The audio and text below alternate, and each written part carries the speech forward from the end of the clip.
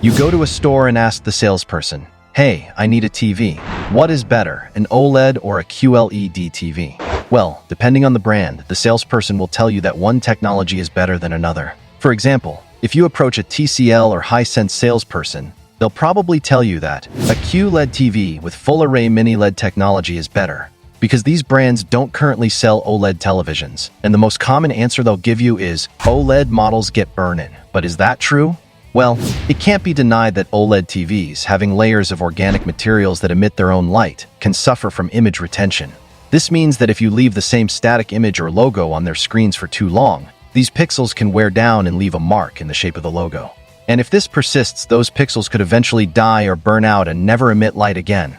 Whereas a QLED television, being based on an LCD screen, would not have this risk. However, pixel burn in OLED TVs is now very rare. The most recent models, or indeed those from about 4 or 5 years ago, are very resistant, have materials that dissipate heat better, and also include software protections designed to significantly reduce this risk.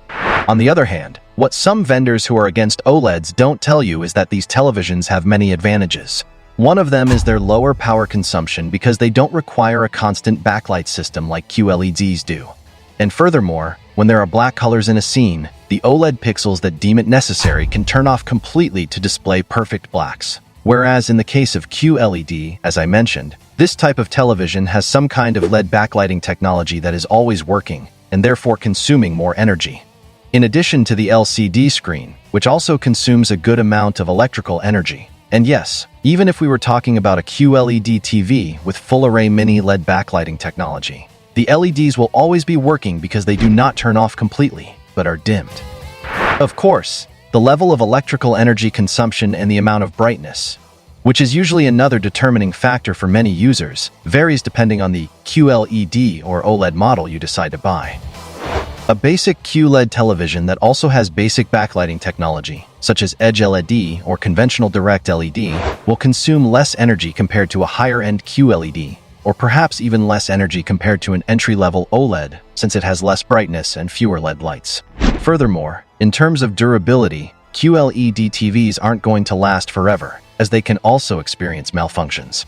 These include LCD screen blemishes, frequent damage to some electrical and electronic components due to excessive heat or poor heat dissipation, LED problems, lines appearing on the screen, and others. But of course, another determining factor when choosing is usually the price.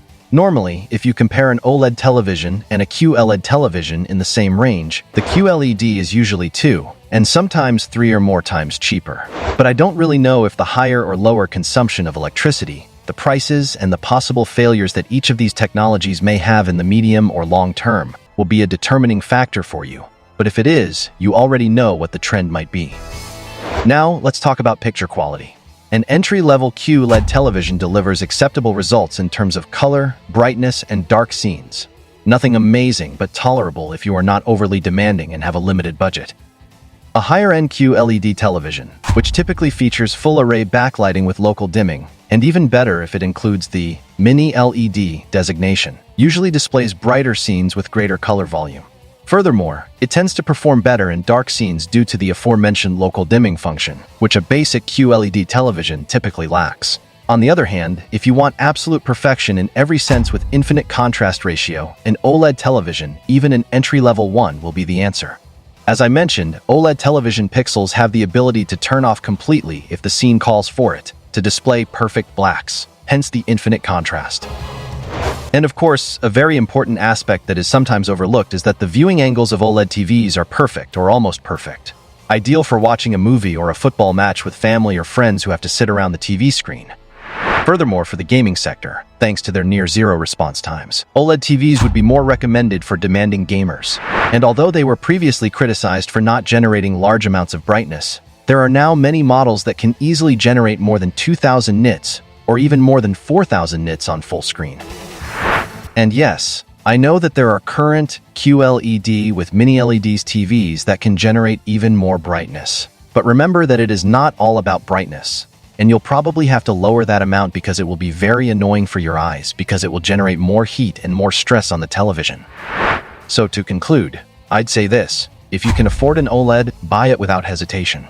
They're especially recommended for rooms where you usually turn off the lights to further enjoy their infinite contrast. However, if you can buy an OLED TV for a living room, where we normally want a larger screen, great. I don't think you'll regret it.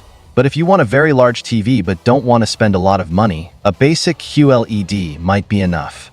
Because you are probably only looking for it to watch sports, for example, for the upcoming World Cup, and you simply want a TV with a large screen and maybe a soundbar too. But remember, if you can stretch your budget a bit more, try to go for a QLED that also has full-array mini LED backlighting technology. So, what do you think? What kind of technology would you buy? Or what kind of TV can you afford right now? What brand or specific model do you have in mind? Let us know in the comments. Thanks for watching, and see you next time.